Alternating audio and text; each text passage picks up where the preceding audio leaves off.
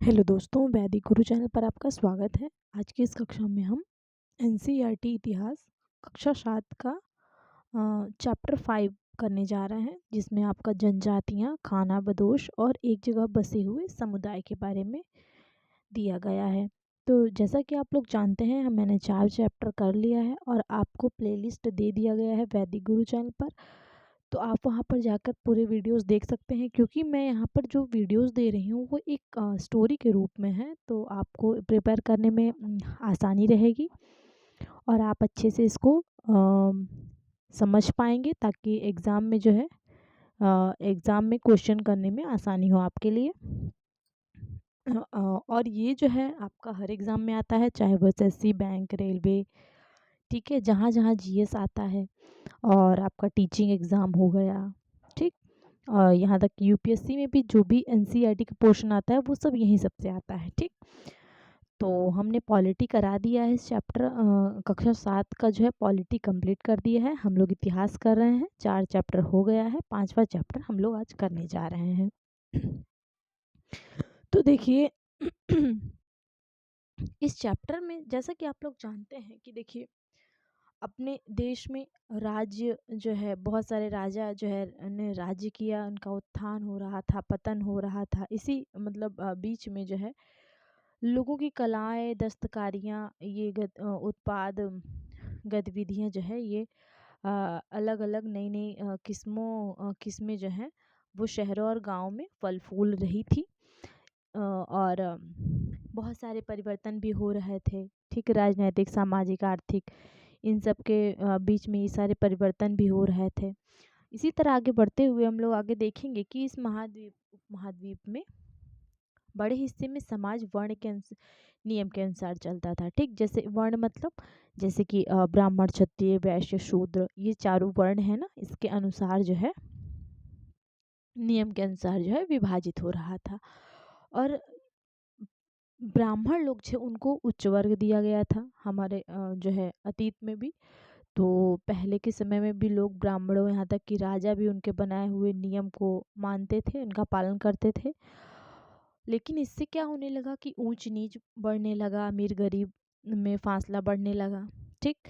और इसी तरह इसी के क्रम में दिल्ली के सुल्तान और मुगलों के काल में श्रेणीबद्ध समाज जो है ज़्यादा कठिन होता गया। और आगे हम लोग पढ़ेंगे कि बड़े शहरों से परे जनजातीय समाज, जो जनजातीय लोग, जनजातीय समाज हुआ करता था, आज हम उसके बारे में जो है चर्चा करेंगे। ये लोग बड़े बड़े शहरों से अलग हुआ करते थे, ठीक। और देखिए, जनजातीय लोग जो हुआ करते थे, इनका समाज जो था वो किसी के नियम का पालन नहीं करता। जैसे ब्राह्मण के द्वारा बनाए गए नियम कर्मकांड को ये लोग नहीं मानते थे। ये लोग वर्गों को, मतलब असमान वर्गों में भी ये लोग विभाजित नहीं थे, ठीक। और यही जो है, यही लोग जो ऐसे ऐसे कार्य करते थे, अपने हिसाब से रहते थे, उन्हीं को जनजातियाँ कहा जाता था, ठीक। तो ये लोग क्या करते थे कि अपने रिश्तेदार, नातेदार के बंधन में जुड़े हुए रहते थे। और कुछ जनजातियाँ जो है खेती बाड़ी भी करती थी, खेती बाड़ी करके अपना जीवन यापन करती थी। और कुछ दूसरी जनजातियाँ जो थी, इसमें शिकारी होते थे, संग्राहक होते थे, पशुपालक, ये सब होते थे, ठीक। और ये जो जहाँ पर ये लोग रहा करते थे, ये लोग वहाँ के प्राकृतिक संसाधनों का पूरी तरह से उपयोग करते थे। और कुछ जनजातियाँ जो है खाना बदोश भी थी, जो एक जगह से दूसरी जगह घूमती रहती थी, ठीक। और क्या होता था कि जैसे कि वहाँ की जो, जहाँ पर ये लोग रहते थे, वहाँ की भूमि और चारागाह जो था, वहाँ पर ये लोग पूरा नियंत्रण करके रखते थे। और खुद के बनाए गए नियम के आधार पर वो जो जमीन होती थी उसको अपने परिवारों में ही विभाजित कर लेते थे कि ये तुम्हारा है, ये तुम्हारा है, ठीक। इसी तरह जो है जनजातियाँ फलती फूलती रही। और ये लोग जो है जंगल, पहाड़, रेगिस्तान, दुर्गम जगहों पर रहा करते थे। और कभी कभी ऐसा होता था कि जाति विभाजन पर आधारित अधिक शक्तिशाली समाजों के बीच इनका टकराव भी हो जाता था, लड़ाई झगड़े भी हो जाते थे।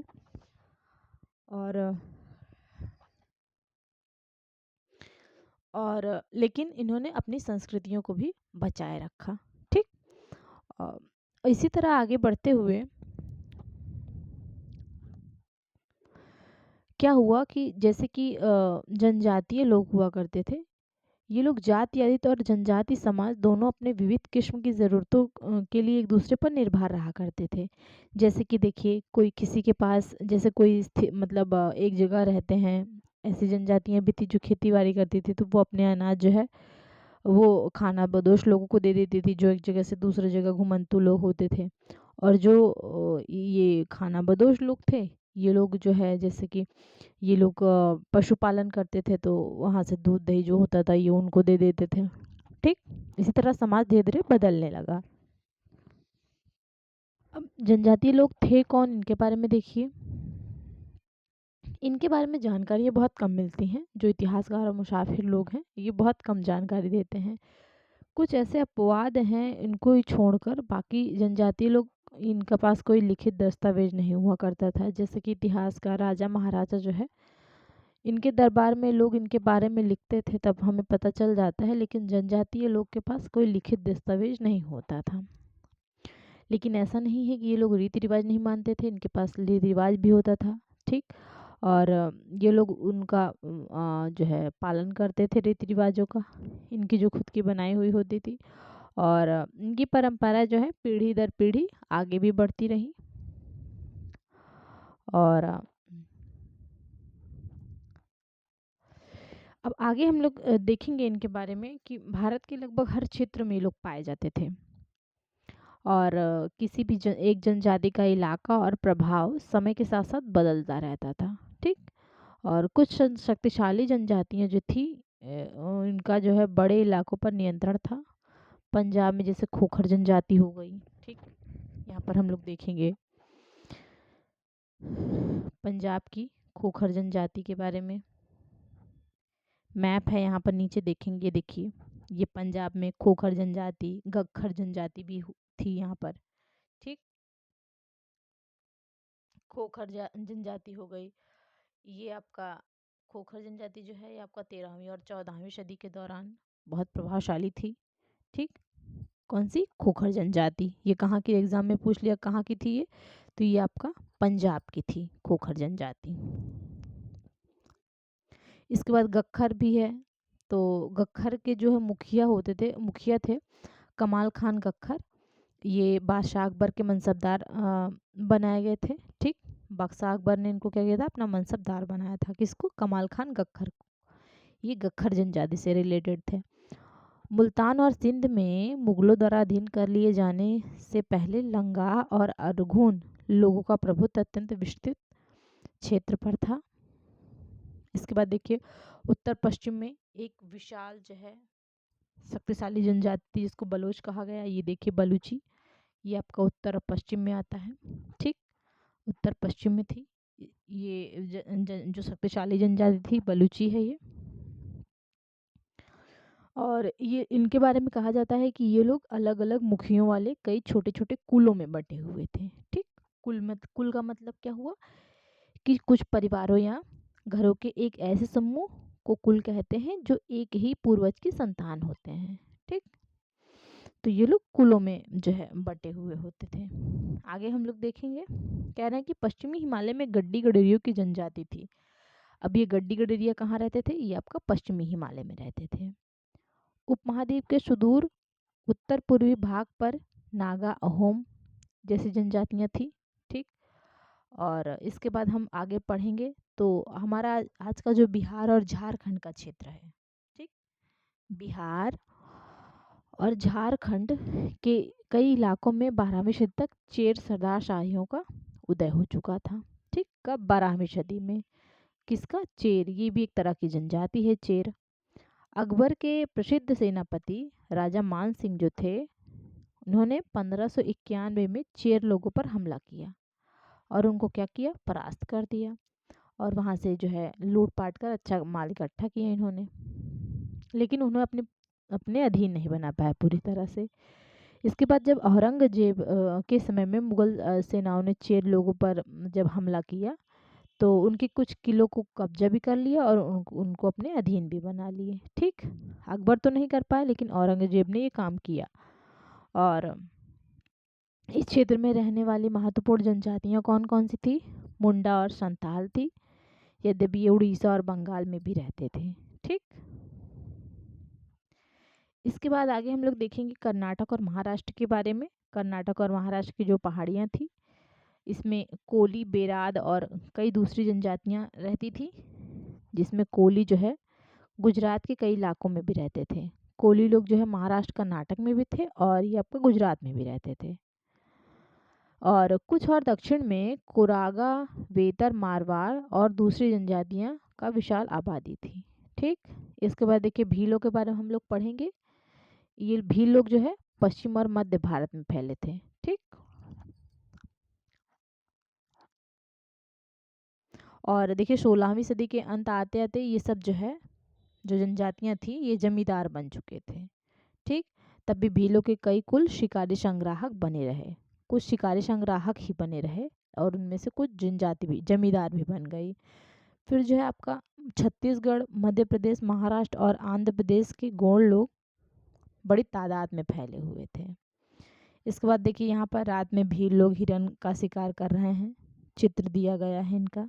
ठीक, अब यहाँ पर देखिए खानाबदोश और घुमंतु लोगों के बारे में बताया गया है। जो हमने ऊपर पढ़ा वही है कि खानाबदोश चरवाहे जो है अपने जानवरों के साथ दूर दूर तक घूमते थे। उनका जीवन दूध और अन्य पशुआहारी उत्पादों पर निर्भर था। वे खेतीहर गृहस्थों के अनाज से अनाज, कपड़े, बर्तन, ये सारी चीज़ें जो हैं आदान प्रदान करते थे। और जो है कुछ खानाबदोश जो है लोग जो होते थे वो क्या करते थे, जानवरों पर सामानों की ढुलाई भी करते थे। इसके बाद देखेंगे हम लोग बंजारा लोगों के बारे में कि ये जो है महत्वपूर्ण व्यापारी खानाबदोश थे। इनका कारवां जो था, मतलब जहाँ पर ये लोग पूरा अपना सब लोग रहते थे, उसको टांडा कहते थे। खानाबदोश के बारे में हमने पढ़ा कि घुमंतु लोग होते थे और ये पशुचारी होते थे। ठीक, जो अपनी रेवड़ और पशुवृंद के साथ एक चारागाह से दूसरे चारागाह घूमते रहते थे।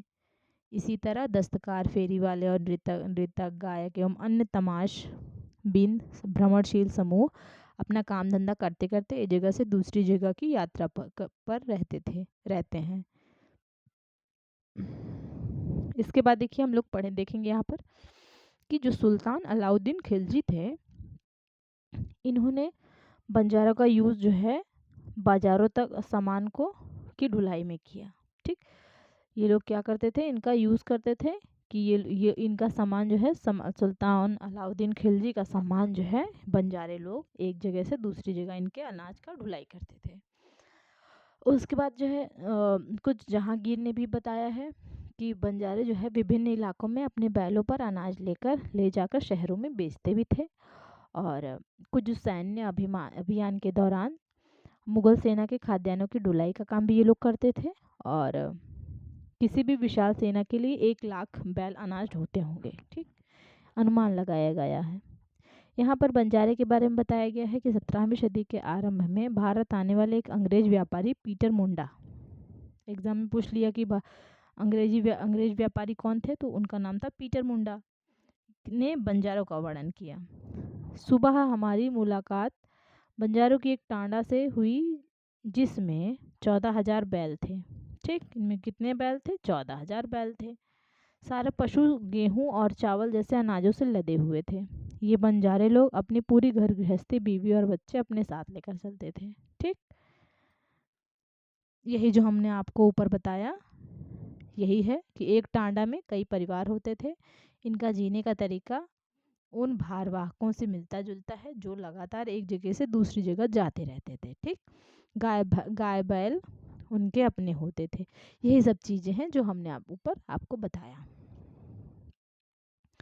इसके बाद देखिए यहाँ पर दिया गया है कि कई जो पशुचारी जनजातियाँ जो थी, मवेशी और घोड़ों जैसे जानवरों को पालने पोसने और संपन्न लोगों के हाथ उन्हें बेचने का काम करती थी। ये लोग क्या करते थे, बड़े बड़े जानवरों को पालते थे और उन्हें जो लोग पैसे वाले लोग थे उनको बेच देते थे। छोटे मोटे फेरी वालों की विभिन्न जातियां भी एक गांव से दूसरे गांव भ्रमण करती थी। ये लोग रस्सी, सरकंडे और चीज़ें, फूस की चटाई और मोटे बोरे जैसे माल बनाते और बेचते थे। ठीक, कभी कभी भिक्षुक लोग भी घुमंतु सौदागरों का काम करते थे।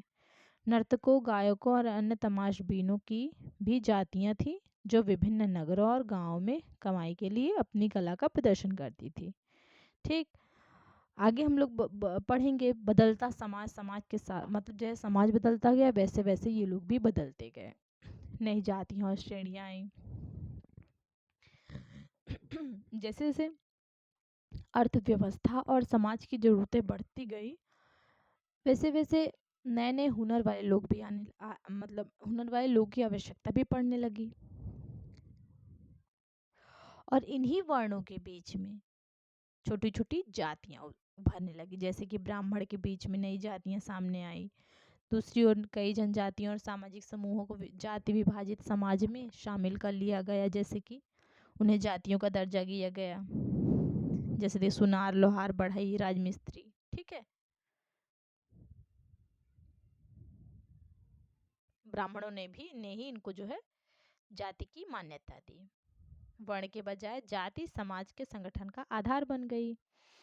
इसके बाद हम लोग यहाँ पर देखिए जाति पर विचार विमर्श। वर्तमान तमिलनाडु के तिरुचिरापल्ली तालुक में स्थित उय्या कोंडन उदयार के 12वीं शताब्दी के अभिलेख में ब्राह्मणों की एक सभा के विचार विमर्श का वर्णन मिलता है। वे रथकारों की सामाजिक स्थिति पर विचार विमर्श कर रहे थे। उन्होंने इस जाति के कामकाज तय किए जिनमें वास्तुकला, रथों और गाड़ियों का निर्माण, मंदिर द्वारा बनाना, मूर्तियां स्थापित करना, बलि की लकड़ियों के से बने साज सामान तैयार करना, मंडप बनाना और राजा के लिए जेवर बनाना शामिल थे। ठीक। तो जैसे जैसे जो है जातियां जो है अलग अलग उस वर्गों में विभाजित होने लगी, वैसे वैसे लोगों को काम भी मिलने लगा। ठीक। तो अलग अलग लोगों को ये सारी चीजें अलग अलग मिलने लगी।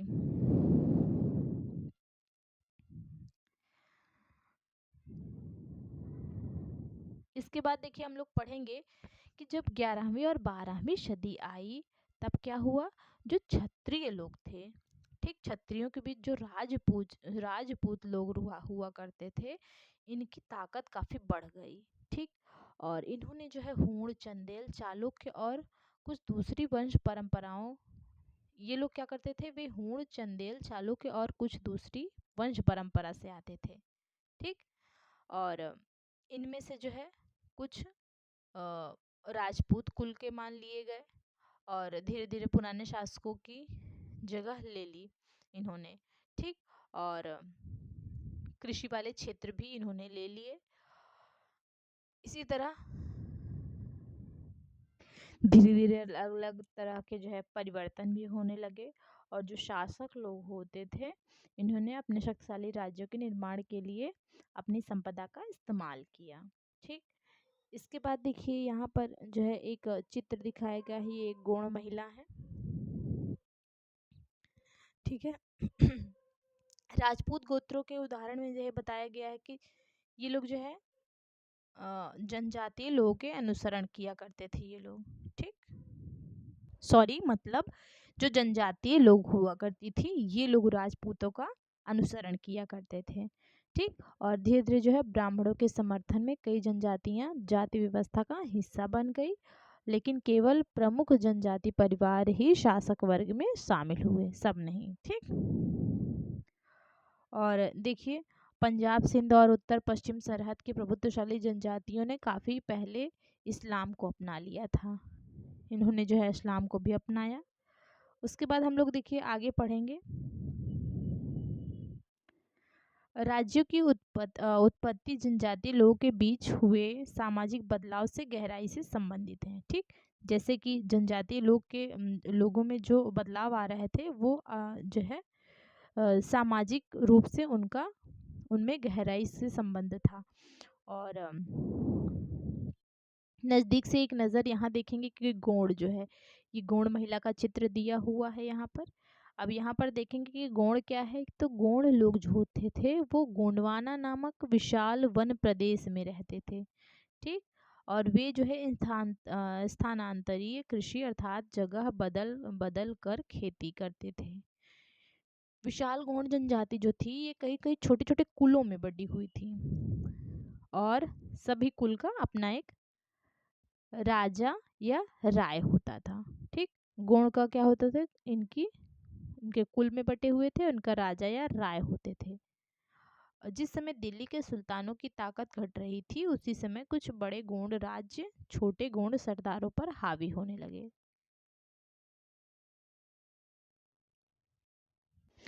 देखिए, जैसे जैसे जो है सुल्तानों की ताकत घट रही थी, वैसे वैसे कुछ जो बड़े गोंड लोग थे वो छोटे गोंड पर हावी होने लगे थे सरदार बनकर। उसके बाद जो है इन सब के बारे में अकबरनामा में उल्लिखित है। और अकबरनामा में एक और चीज़ लिखी है कि गढ़कटंगा के गौड़ राज्य में 70,000 गांव थे। ठीक, इसके बाद हम लोग आगे पढ़ेंगे। इन राज्यों की प्रशासनिक व्यवस्था जो थी वो केंद्रीकृत थी। ठीक, सेंट्रलाइज्ड थी। राज्य जो है गढ़ों में विभाजित हो गए थे और हर गढ़ किसी खास गोंड कुल के नियंत्रण में था। ठीक, ये पुनः 84 गांवों की इकाइयों में विभाजित थे। कितने इकाइयों में? 84, 84 विलेजेस थे। ठीक, गांव की इकाइयों में ये लोग विभाजित थे। उन्हें 84 कहा जाता था।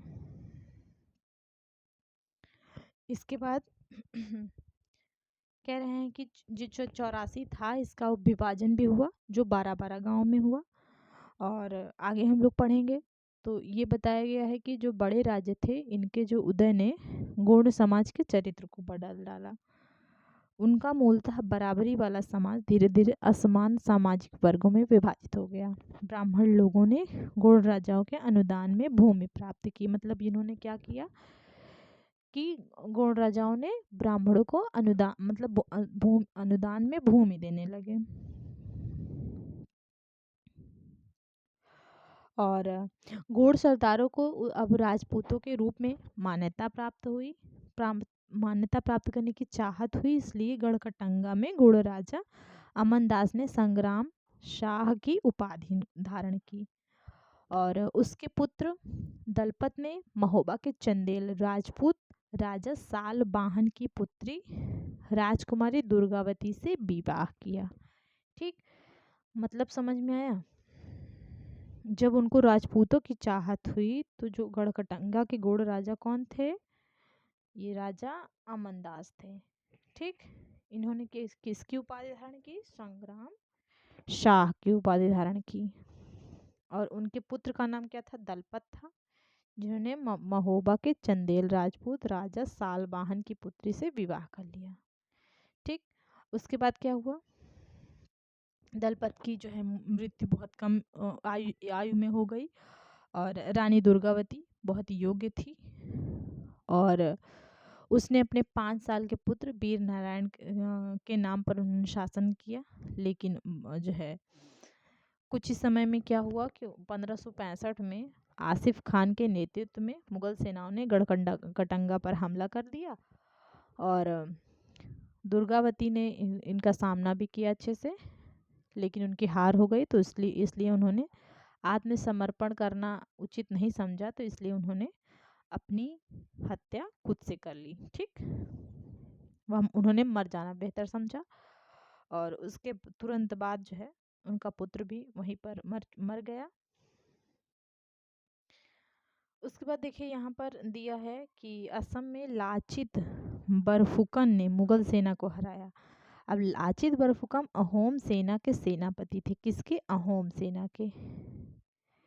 और 1671 में सराय घाट के युद्ध में लाचित बरफुकन ने मुगल शासक औरंगजेब की सेना को पराजित किया था। मुगल सेना ने में 18,000 घुड़सवार, 30,000 सैनिक, 15,000 तीरंदाज, 5,000 बंदूक सैनिक और 1,000 तोप थे। उनका नेतृत्व अंबर के शासक कौन थे? राजा राम सिंह द्वारा किया गया था। लाचित के सैन्य कौशल में से मुगल सेना के विस्तार पर रोक लग गई। नौसेना द्वारा ब्रह्मपुत्र नदी में लड़ी गई यह लड़ाई इतिहास के सरायघाट के युद्ध के नाम से प्रसिद्ध है। ठीक है, और यहाँ पर थोड़ा सा दिया गया है कि जो गढ़कटंगा है उसके बारे में देखिए कि ये एक समृद्ध राज्य था और इसने हाथियों को पकड़ने और दूसरे राज्यों में उनका करके जो है व्यापार से उन्होंने अच्छा खासा धन कमाया। अब मुगलों ने गोंडों को हराया तो उन्होंने लौट में बेशकीमती सिक्के और हाथी बहुतायत में हथिया लिए। फिर जो है गढ़कटंगा के पतन के बावजूद गौड़ राज्य कुछ समय तक चलता रहा, लेकिन वे काफ़ी कमज़ोर हो गए और बाद में अधिक शक्तिशाली बुंदेलों और मराठों के खिलाफ उनके संघर्ष जो है असफल रहे। इसके बाद अहोम के बारे में चर्चा की गई है कि अहोम लोग जो है वो आपका म्यांमार से आकर 13वीं सदी के में ब्रह्मपुत्र की घाटी में आ बसे। ठीक है, अहोम लोग जो है ब्रह्मपुत्र की घाटी में आ बसे। उन्होंने भूइयां मतलब भूस्वामी लोगों को पुरानी राजनीतिक व्यवस्था का दमन करके नए राज्य की स्थापना की। और फिर क्या हुआ कि 16वीं सदी के दौरान जो है 1523 में चुटियों और कोजहाजों 1581 के राज्यों को अपने राज्य में मिला लिया। उन्होंने कई अन्य जनजातियों को भी अधीन कर लिया। अहोमों ने एक बड़ा राज्य बनाया और इसमें से 1530 के दशक में ही इतने वर्षों पहले आग्नेय